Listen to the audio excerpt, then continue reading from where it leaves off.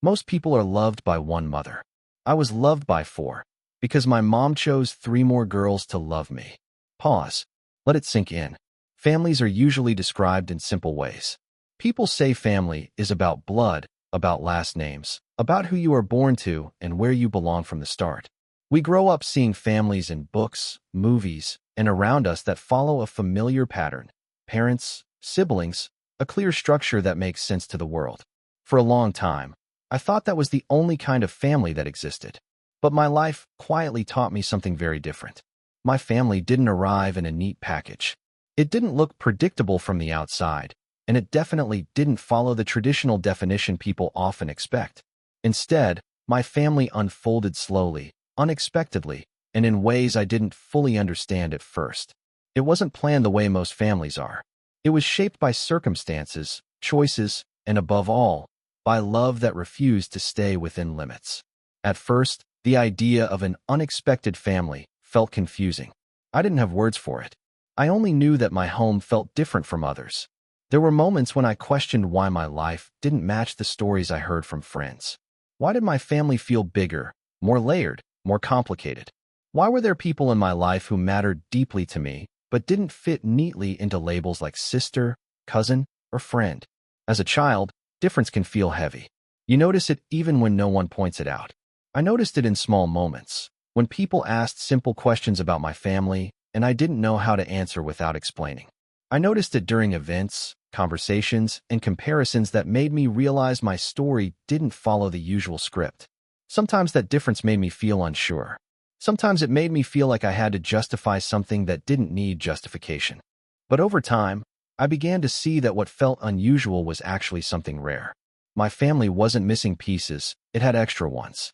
Pieces that came together not because they had to, but because they were chosen. And there is something deeply powerful about being chosen. An unexpected family teaches you flexibility early in life. You learn that love doesn't always announce itself loudly or arrive all at once. Sometimes it enters quietly, through shared spaces, shared routines, shared struggles, and shared growth. You don't wake up one day and suddenly have a family. You build it moment by moment, through trust, patience, and understanding. There were days when I didn't realize how much this unexpected family was shaping me. It shaped how I viewed relationships. It taught me that closeness is not automatic, it's created. It taught me that belonging is not guaranteed by birth alone. It's strengthened by care and effort. These lessons didn't come from lectures or rules. They came from living inside a family that wasn't defined by tradition, but by connection. An unexpected family also challenges your idea of control. You learn that life doesn't always give you the story you imagined, but it gives you the story you need. At first, I didn't choose this family. I was placed inside it. But as I grew, I realized I was choosing it every day, by accepting it, by loving it, by learning from it. This kind of family asks more of you emotionally. It requires awareness, empathy, and maturity. You learn to read emotions carefully. You learn that people come with histories, feelings, and vulnerabilities that deserve respect. You become more patient because you understand that not everyone experiences love the same way, and not everyone expresses it the same way. Living in an unexpected family also makes you question society's rules about belonging. Who decides what a real family looks like? Is it biology, or is it consistency? Is it shared DNA, or shared responsibility? My experience slowly answered those questions for me, not with words, but with lived truth.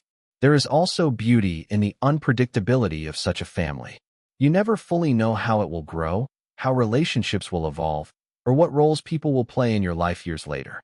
But that uncertainty teaches you resilience. It teaches you to hold space for change, to adapt without fear, and to trust that love can grow in unfamiliar ways.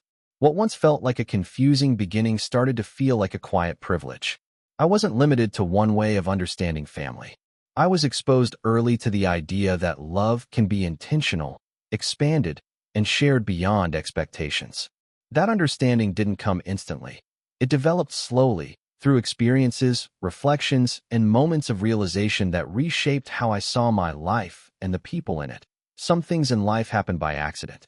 Others happen because someone makes a decision that quietly changes everything.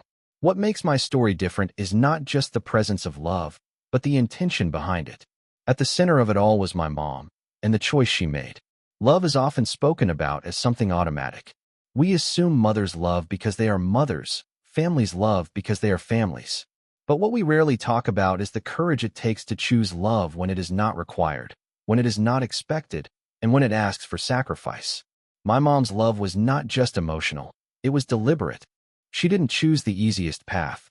It would have been simpler to protect what was already hers, to draw boundaries and keep life uncomplicated. Instead, she did the opposite. She opened her heart wider. She allowed space for 3 more girls, knowing that love would need to be divided, time would need to be shared, and patience would be tested. That choice alone speaks volumes about who she is. At the time, I didn't fully understand what her choice meant. As a child, you see outcomes, not intentions. You feel the effects of decisions long before you grasp their meaning. I only saw that my world was changing, that new people were becoming important in my life, and that my mom was guiding us through it with calm strength. It took years for me to realize how intentional every step was. My mom believed that love does not shrink when shared, it expands. That belief shaped the way she acted every day. She treated each girl with dignity, fairness, and care, never allowing anyone to feel less important or less seen. She didn't just include them in our lives, she welcomed them with purpose. That kind of inclusion doesn't happen accidentally. It is built through constant effort. Choosing love also means choosing responsibility. My mom understood that bringing people into your heart means committing to their emotional safety. She became a source of stability not only for me, but for the girls she chose to love. She listened when they spoke. She protected when they felt vulnerable. She corrected with kindness, not authority. Through her actions, she showed that love is not just affection, it is accountability. There were moments when her choice required strength. Strength to manage emotions, strength to remain patient, and strength to stay consistent even when things became difficult. Because love that is chosen often comes with challenges. It requires balance, understanding, and the willingness to put others before yourself. My mom carried that responsibility quietly, without asking for recognition. Her choice also challenged traditional ideas of motherhood. She wasn't limited by roles or expectations. She redefined what it meant to be a mother, not just someone who gives birth, but someone who gives belonging. She proved that motherhood can be extended, expanded, and shared without losing its depth. Watching her taught me lessons I didn't realize I was learning. I learned that love is an action, not just a feeling. I learned that fairness doesn't mean treating everyone the same. It means understanding what each person needs. I learned that real leadership inside a family comes from compassion, not control. My mom's choice also taught me about selflessness. Loving more people means giving more of yourself. It means less personal comfort, less quiet, and less simplicity. Yet she never treated that as a burden. She treated it as a responsibility she was honored to carry. That attitude changed the way I viewed sacrifice, not as loss, but as purpose. There were times when I wondered how she managed it all, how she balanced emotions, expectations, and relationships without letting anyone feel forgotten. The answer was never perfection. It was consistency. She showed up every day. She stayed present. She made love visible through small actions that often went unnoticed, but made all the difference. Her choice didn't just shape my childhood, it shaped my understanding of the world.